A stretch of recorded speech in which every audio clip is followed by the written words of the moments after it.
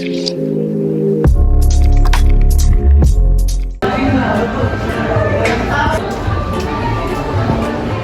tara na, labas tayo sa gate. Ha? Saan? Sa labas lang, tambay muna tayo, ang init sa classroom. Tsaka walang tayong gagawin dun eh.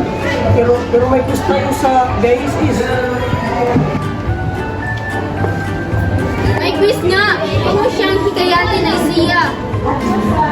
Ang dami mo alam, isang quiz lang yan. Tsaka, Andre, deserve mo din mag-relax, di ba? Palagi na lang kayong magkasama ni Lisa. Ikaw rin, parang di mo na ako pinapansin.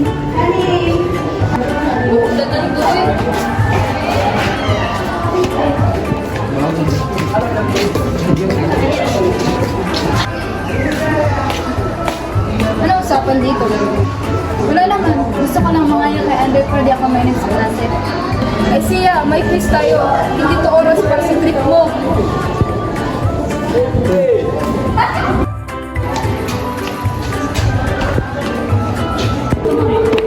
Jubilin, bakit ka nasa labas? Nagutom lang po, sir. Hindi yun excuse. Pasok! Tara, magki-quiz tayo.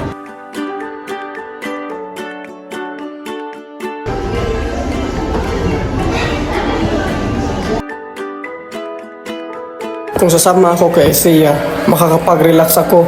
Pero kung sasama na lang ako kay Lisame at papasok sa room, makakapaghanda ako sa test.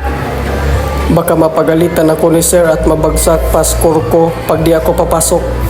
Gusto ko hindi mabagsak grades ko. Hindi na lang ako sasama kay Isaiah. Masarap magpa-relax. Pero kailangan ko ito. Mas importante pa ito. Tara na, Andre! Huwag mo na isipin yung quiz na yan. Mas masaya tayo sa labas. Alam mo, Isaiah, gusto ko rin mag-relax. Pero, Lisame is right. Gusto ko rin matagumpay at papasok ako.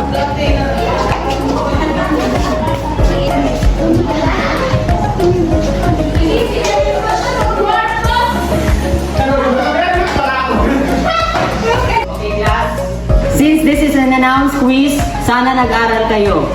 Kasi kung bagsak kayo, ibabagsak ko talaga kayo.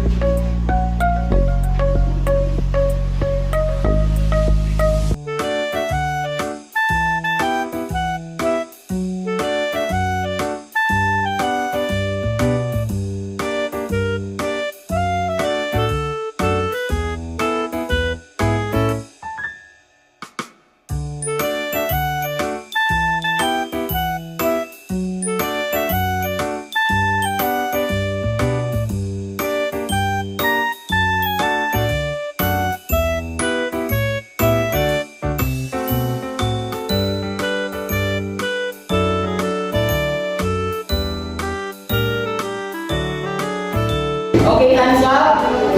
Pass your papers.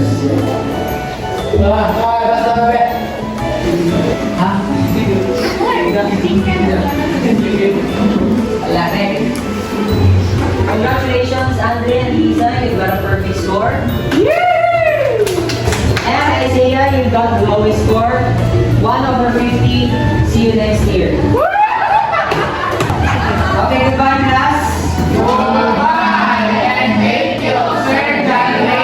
Sana nag-aral na lang ako. Yun naman pala, bawi ka na lang next year, sis. Buti di ako sumama sa'yo at tama ang naging desisyon ko.